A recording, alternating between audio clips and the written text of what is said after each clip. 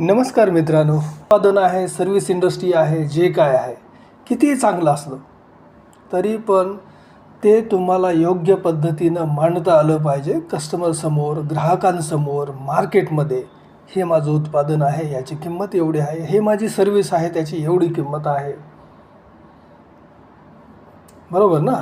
ग्राहक असो की गुंतवणूकदार, स्पष्ट आणि प्रभावी संवाद हीच यशाची गुरुकिल्ली आहे. स्पष्ट तुमच्या प्रॉडक्टविषयी, तुमच्या सर्व्हिस इंडस्ट्रीविषयी पूर्णपणे तुम्हाला ज्ञान पाहिजे आणि त्याच्यावरती कम्युनिकेट करता आलं पाहिजे. आता आणखीन वाटतं की चौथा एक मुद्दा आहे माझ्या हिशोबाने, की मला चौथा पॉईंट आहे माझ्याकडे, की आर्थिक जाण, फायनान्शियली लिटरेसी, आर्थिक जाण असली पाहिजे. व्यवसायात आकड्यांची भाषा समजली नाही तर सगळं कोसळू शकतं.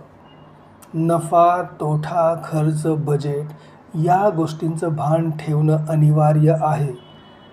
त्यामुळे फायनान्शियली लिटरेसी, आर्थिक जाण असली पाहिजे, नाहीतर शिकली पाहिजे. फार महत्त्वाची गोष्ट आहे. सगळ्यात महत्त्वाचं आहे, सगळा व्यवसाय टिकून आहे तो फायनान्सवरती. त्याच्यात नॉलेज असलं पाहिजे, जाण असली पाहिजे. नसेल तर ते शिकली पाहिजे.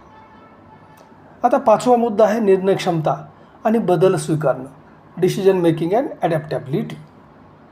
सगळ्यात महत्त्वाचा मुद्दा आहे हा. पण योग्य निर्णय घेण्याची क्षमता आणि बदल स्वीकारण्याची तयारी, ह्या दोन्ही गोष्टी गरजेच्या आहेत. योग्य वेळी योग्य निर्णय आणि बदल स्वीकारण्याची तयारी. बदल हा मार्केटमध्ये किंवा जगामध्ये होतच असतो.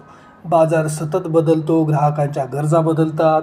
जो बदलांना लवकर स्वीकारतो तोच सर्वात पुढे जातो. जसं स्पष्ट म्हणणं आहे, जो बदलांना स्वीकारतो, इम्प्लिमेंट करतो, आचरणात आणतो, तो सगळ्या व्यावसायिकांच्या पुढं जातो. साधंसं आहे ते.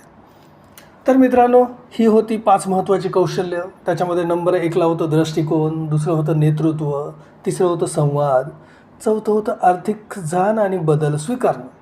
या कौशल्यांवर मेहनत घ्या, त्यांचा सराव करा आणि बघा यश तुमच्या पावलांपाशी नक्की म्हणजे 100% येईलच येईल.